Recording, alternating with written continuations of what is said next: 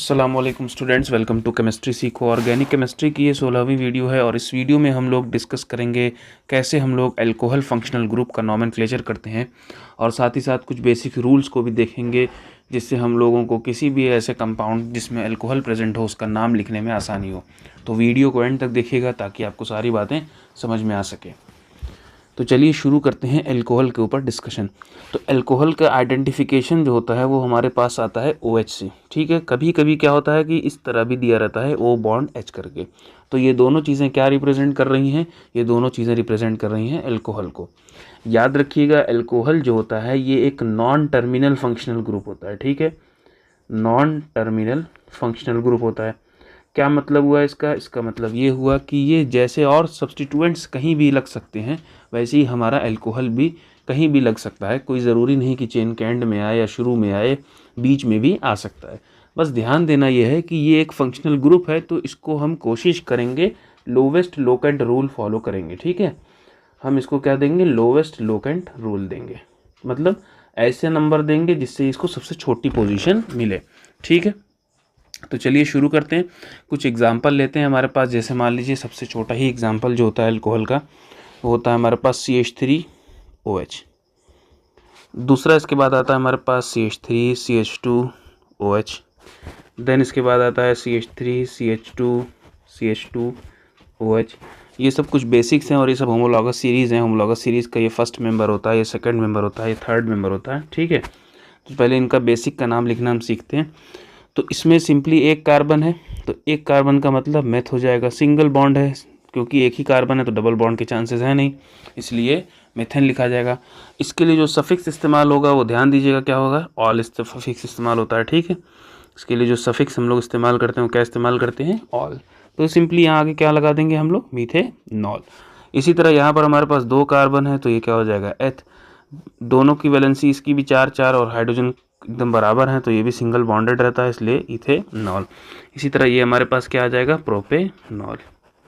ठीक है, class 10th में आपने इथेनॉल के ऊपर पढ़ रखा है। इसको हम लोग इथाइल अल्कोहल के नाम से भी जानते हैं और यही वाला अल्कोहल जो है ड्रिंकिंग पर्पज़ में लोग इस्तेमाल करते हैं जो कि हाईली टॉक्सिक होता है।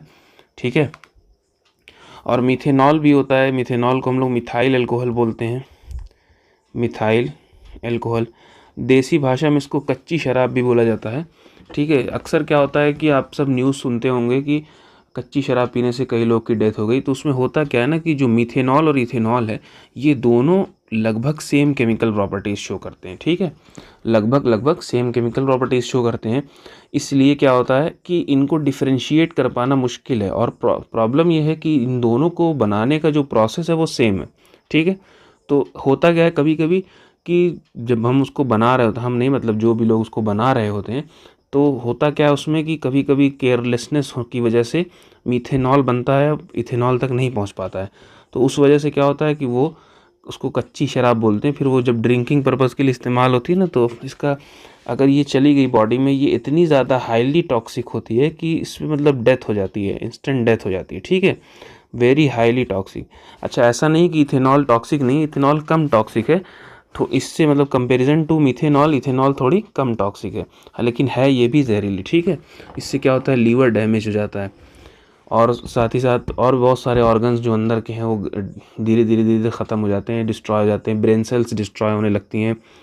प्रोसेस जो होती हैं हमारे जो CNS वाला जो प्रोसेस होता है सेंट्रल नर्वस सिस्टम में, वो सब में भी डिस्टर्बेंस आता है। मतलब समझ लीजिए एक तरह से कि ये एकदम कुछ ना कुछ अगर 1% भी जा रहा है बॉडी में तो नुकसान ही करेगा, कोई फ़ायदा नहीं करेगा। ठीक है, हाँ, तो वापस आते हैं हम अपने टॉपिक पे। नॉमेनक्लेचर देख रहे थे, तो ये तो कुछ बेसिक्स हो गए। ठीक, अच्छा, अगर मान लीजिए हमारे पास ऐसे करके है और यहाँ पर OH लगा हुआ है, तो ऐसे केस में एक कार्बन इधर होगा, एक यहाँ होगा, एक यहाँ। तो सिंपली हम लोग नंबरिंग कर लेंगे ऐसे। अब 2 नंबर पे लगा हुआ है तो हम इसके 3 कार्बन है, 3 कार्बन का मतलब प्रॉप, सब सिंगल बॉन्डेड इसलिए N, और 2 नंबर पे ऑल। ठीक है, इसको हम लोग बोल देंगे propane two all. Propane two all बहुत फेमस है आइसोप्रोपाइल अल्कोहल के नाम से, आइसोप्रोपाइल अल्कोहल। इसको हम लोग स्पिरिट भी बोलते हैं।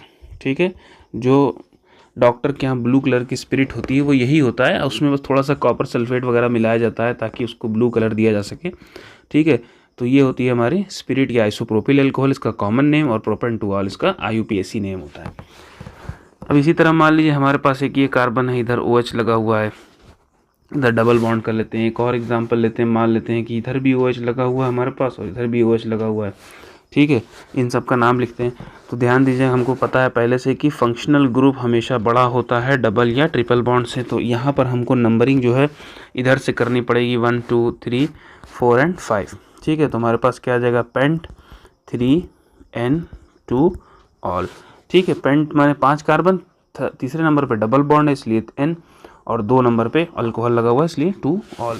इसी तरह इसमें हम दोनों साइड से नंबरिंग कर सकते हैं, ठीक है। तो हमको यहाँ पर क्या मिलेगा, 5 हैं तो सीधे सीधे हम लिख लेंगे पेंट, सारे सिंगल बॉन्डेड हमको दिख ही रहे हैं, पेंटेन। उसके बाद 2,4 डाई, डाई माने 2, और ऑल, तो 2 अल्कोहल लगे हुए हैं। इस तरह से हम लोग इसको नोमेनक्लेचर में ला सकते हैं, ठीक है। अच्छा, मान लीजिए अगर हमारे पास कोई ऐसा कंपाउंड आया जिसमें ऐसा सिनेरियो बन रहा है कि हमारे पास ऐसे इधर ट्रिपल बॉन्ड आ रहा है और इधर हमारा OH लगा हुआ है, ठीक है। अब इसकी नंबरिंग कैसे की जाएगी, तो हमको क्या पता है, हमको अभी हमने बताया कि फंक्शनल ग्रुप हमेशा बड़ा रहेगा डबल बॉन्ड ट्रिपल बॉन्ड से या हर चीज़ से, ठीक। तो इस यहाँ एक कार्बन होगा, एक कार्बन यहाँ होगा, एक यहाँ होगा, एक यहाँ, तो 1 2 3 एंड 4 इस तरह से हम लोग नाम देंगे। तो ये हो जाएगा हमारा ब्यूट, ठीक है। अब 3 नंबर पर क्या है, आइन है, तो ऐसे लगेंगे ब्यूट 3 आइन। E और O एक साथ आ जाएगा ना, एल्कोहल का O और इसका E, तो इसलिए हम E हटा देते हैं, जैसा पहले भी बताया गया। यहाँ 1 लगाएंगे और लिख देंगे। ये इसी तरह हम लोग इस तरह ब्यूट 3 आइनॉल भी कर सकते हैं। अच्छा, ये थोड़ा सा गड़बड़ हो गया, इसको ऐसे सही कर लेते हैं, 3 आइनॉल, ठीक है। ब्यूटाइन, ब्यूटाइन में हमारा 1 नंबर पे ऑल लगा है तो ब्यूटानाइल, ब्यूट 3 आइनॉल, ठीक है। ये हो जाता है हमारा नोमेनक्लेचर। अब मान लीजिए कि ये साइक्लिक कंपाउंड में प्रेजेंट हो, तब क्या होगा, तो जैसे मान लिया हमारे पास ये हो गया साइक्लोप्रोपेन, यहाँ हमने लगा दिया OH। ये हो गया हमारे पास साइक्लोपेंटेन, इसमें मैंने इधर लगा दिया OH, ठीक है। ये हो गया हमारे पास साइक्लोहेक्सेन और यहाँ OH लगा दिया। तो ऐसे में क्या होगा, ऐसे में सिंपली क्या करेंगे हम, सिंपल इसका पूरा नाम लिखेंगे साइक्लोप्रोपेन, बस आगे ऑल लगा देंगे। इसमें भी हम लोग क्या लिखेंगे, साइक्लोपेंटेन, आगे ऑल लगा देंगे। कार्बन गिन लीजिए, 5 कार्बन हुए तो साइक्लोपेंटेन हो गया, अल्कोहल लगा इसलिए ऑल, ठीक है। इसी तरह इसमें 6 है तो ये हो जाएगा हमारा साइक्लोहेक्सेनॉल, ठीक। तो ये हो जाता है हमारा नोमेनक्लेचर अल्कोहल का। इसी तरह एक और फंक्शनल ग्रुप प्रेजेंट होता है, मतलब हमारे सिलेबस में नहीं आता लेकिन कहीं कहीं रेफरेंस बुक वगैरह में मेंशन करता है SH करके, ठीक है। मतलब जैसे अल्कोहल में OH होता है तो इसमें SH होता है, इसको हम लोग थायो अल्कोहल बोलते हैं, ठीक है। इसको हम लोग क्या बोलते हैं, थायो अल्कोहल। थायो अल्कोहल जो है एकदम सेम टू सेम जैसे अल्कोहल का हमने नोमेनक्लेचर किया, जहाँ जहाँ ऑल लगाया वहाँ वहाँ हमको बस सिंपली इसका सफिक्स लगाना पड़ेगा। कौन सा, उसका सफिक्स जो होता है, इसका जो सफिक्स होता है वो होता है थायोल। तो जहाँ जहाँ हमने ऑल लगाया वहाँ वहाँ थायोल लिखते चलेंगे, ठीक है। तो ब्यूट जैसे साइक्लोप्रोपेनॉल है, अगर थायोल लगा रहता तो साइक्लोप्रोपेन थायोल, ऐसे करके हम लोग लिख देते हैं, ठीक। तो ये होता है हमारा अल्कोहल का और थायो अल्कोहल का नोमेनक्लेचर। उम्मीद करते हैं कि आपकी सारी बातें समझ में आई होंगी। अभी भी कोई क्वेश्चन या डाउट रह जाता है तो कमेंट सेक्शन का ज़रूर यूज़ कीजिएगा।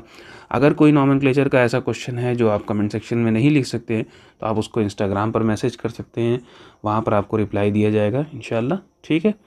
Thank you.